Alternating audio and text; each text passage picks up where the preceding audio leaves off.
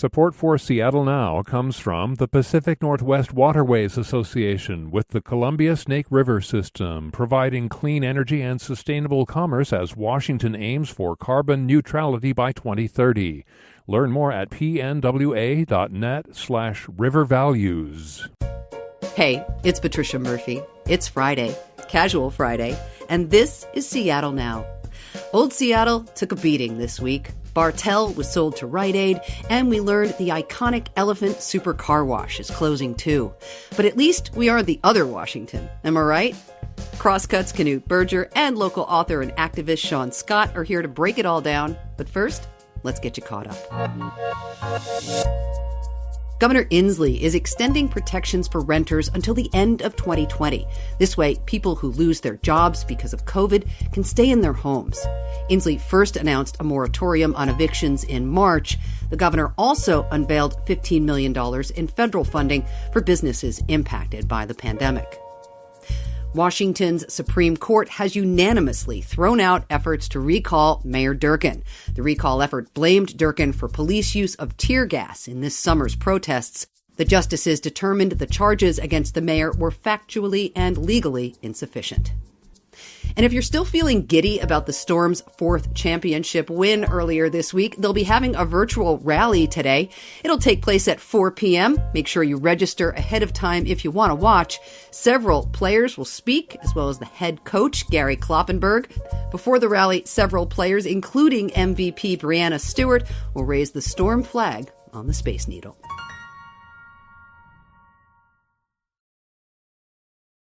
The COVID outbreak on UW's Greek Row is still growing, and so is the one in D.C.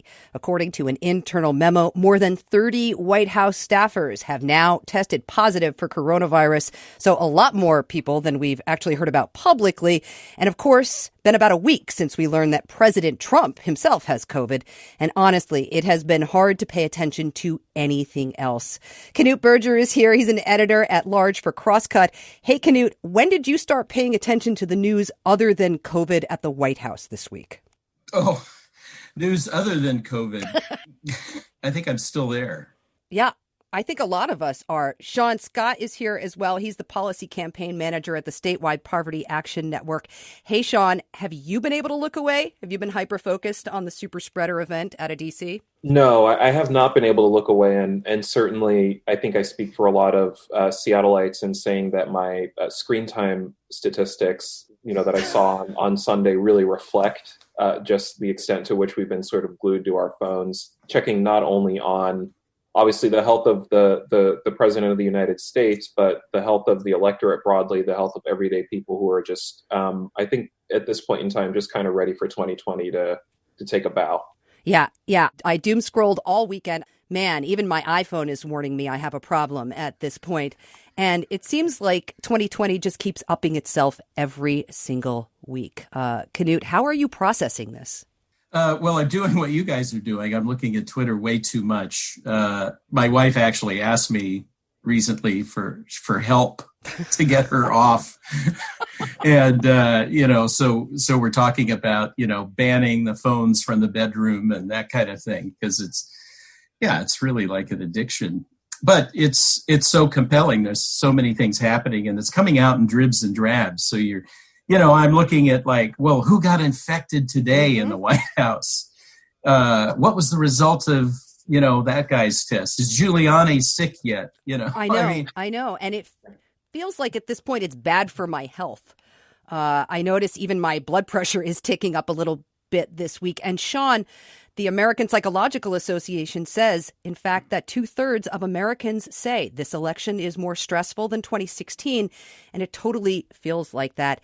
You have run for office. What is your perspective of this election right now? I think, with respect to looking at the news cycle and, all of us paying as much attention to social media as we have, I think it's habit forming in the same way that a lot of appointment television is. And certainly a lot of folks have pointed out that the scriptwriters for 2020 have really gotten this year kind of hit it a little bit too on the nose. I mean, how else was the year going to end but with the literal president becoming patient zero in a super spreader event, initiating with a confirmation party of a Supreme Court justice nominee. So I think it's just one of these things where I think between the pandemic, between the civil rights movement that we see coalescing in our streets, there's just a lot of anxiety right now, and hopes I think that people have that hopefully this was just a bad year and not a bad era that we're heading into. Yeah. I definitely get the sense from people that I know that the idea that this is going to be changing anytime soon is starting to drift away. Right. That no matter what happens in November, we still have a long haul ahead of us. Right. And Wednesday night, 2 debates, right? The gubernatorial debate between Governor Inslee and Republican challenger Lauren Culp, and the VP debate between Pence and challenger Kamala Harris. The latter, of course, getting the most attention because of that dang fly. That fly on Vice President Mike's head that sat there for like 2 minutes. And, you know, ideally, we want people to focus on the issues. Ideally, people focus on the issues. But at the same time, I think this is where we're all at right now. In some ways, we're just so saturated. We can't take in any more. Shaun, I want to come back to you because, again, you have run for office. You're a political organizer. How does this land for you? No pun intended. You know, I think it was a very unforeseen, event that a fly would literally be announcing their candidacy for 2024 office by literally landing on the head of the vice president. At least that's what it seemed like based on social media as far as how popular that fly actually had a Twitter account within an hour. Yeah, I think that the Trump-Pence campaign really has to worry here about a third-party challenge late into this election to siphon off quite a few votes in some really contested states that are probably going to be pretty tight races. So we'll have to check on the PDC filings in Ohio and Florida and Michigan to see what pops up there with Fly and company, although no word on a running mate just yet. Oh, my gosh. Seriously, though, Knute, I saw political commentators have to do battle with this narrative about the fly last night. Is this an example of of nature taking in the polling that's been going on for Trump? Actually, my favorite was the RBG meme. Tell him I sent the fly. I want Pence to know it was me. Bad week for Seattle icons. Pour one out for Bartell, man. Seattle-based drugstore announced earlier this week it was purchased by Rite Aid. Bartell's been around, of course, since 1890, back to the Yukon Gold Rush days. Knute, this is one of the oldest companies in Washington, and this is the stuff that hits me hard. It's the kind of change that I really don't like. And I'm not even a native. Are you sad about this? Yeah, I am. I mean, I think it's amazing that a family could keep any business together from 1890 to 2020. That's a pretty good run. I think people just don't like the decline of localness in some of our institutions. And Bartell's always had a very distinct personality. They used to, there was a favorite triangle building down at Westlake that had a great soda fountain and a restaurant upstairs. And, people like going to Bartell's for Christmas candy as well as medicines. I went and looked at some old Bartell's ads, and they, attempted to be good citizens during previous crises. They were selling ways to sterilize your mask during the 1918 pandemic and things like that. So, people feel sort of bonded with that, and Rite Aid is faceless chain. So I was surprised because I commented on Twitter when I heard about it, and I was amazed at the response. People are really not happy about it. Shaun, Bartell or no? You going to miss it? Yeah, I'm going to miss it a lot. It's, I think, a really kind of just a sign of the times in a lot of ways. I mean, when I was a freshman at the University of Washington, once upon a time, I really remember orienting myself quite a bit using that sign that they had out on the corner of 45th and the Ave. Oh, yeah. That lets you know the time, that lets you know the temperature. And I think, the economic climate right now, I think, was really indicated by, a small business closure like that, which was really, really unfortunate.